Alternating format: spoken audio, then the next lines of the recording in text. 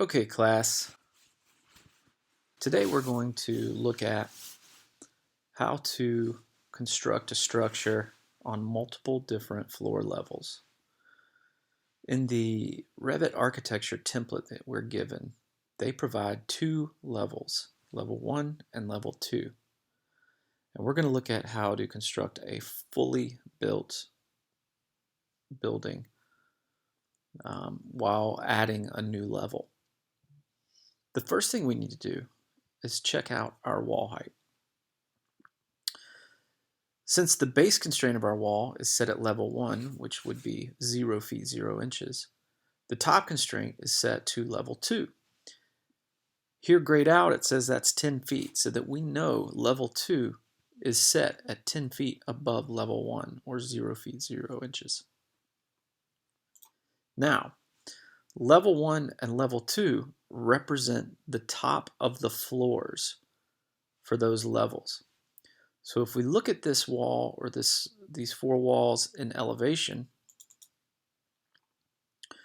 we can see that yes, this wall starts at level 1 and ends at level 2. However, from level 2 up, we have no walls protecting our individuals or family inside of our building. So we need to construct another level for those walls to go up.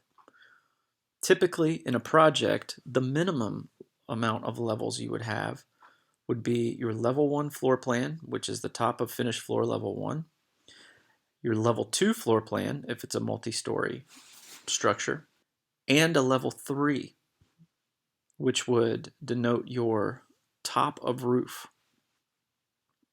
Sometimes elements like a parapet might extend above your level 3 line.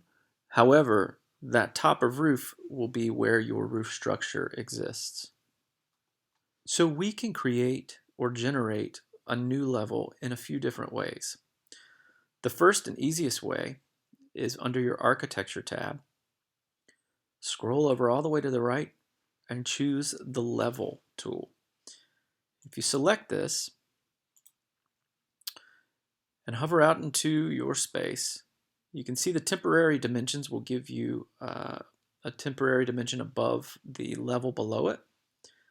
We can click at the left and pull to the right and it will automatically snap the heads in the same orientation.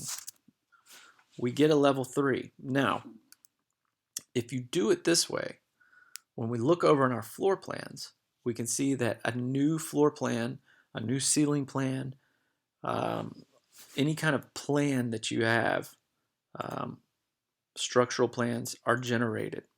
So I now have a new view there for level 3. I'm above level 2 and level 1, so I don't see any of that structure below. If you don't want to create new views, then you can also highlight a level, use your copy tool, and select that level up. So now I have level 4 at 13 feet 6. However, no new plans were generated because I copied it. So which instance is the best to use? So your major functions in a building or a structure, like your top of floor, things that somebody would build this building off of. Top of floor, level 2, and then top of roof. These are very important level markers. Sometimes you might need to pull a level marker for the top of a stair landing, or for the top of a windowsill, or the top of a parapet that is above your roof line. That's where these, what I call dummy levels, come into play and make sense to use. If it's a very specific building datum line that you need, then you would want to generate that level through the Architecture tab.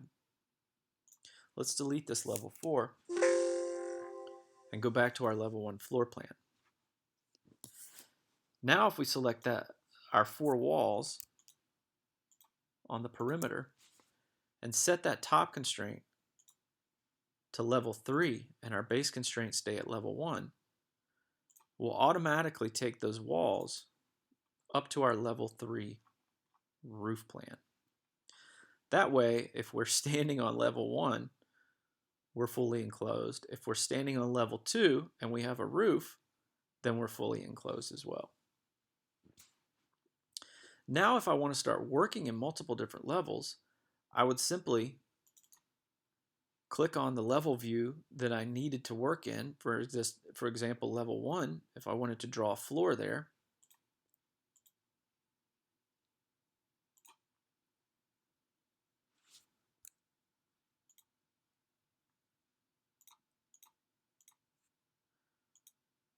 and then if I needed a floor drawn on level 2, I would go to my level 2 floor plan and draw a floor there as well.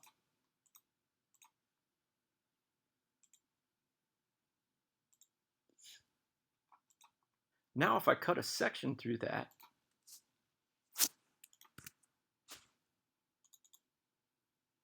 I can see my different floor plates at each level. Let's check out a 3D view.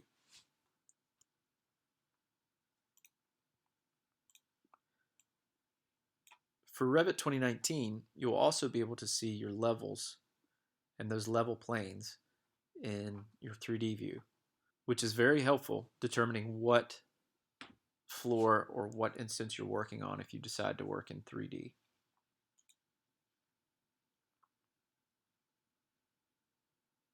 So that is the quick course on how to generate multiple levels and work within those levels in Revit.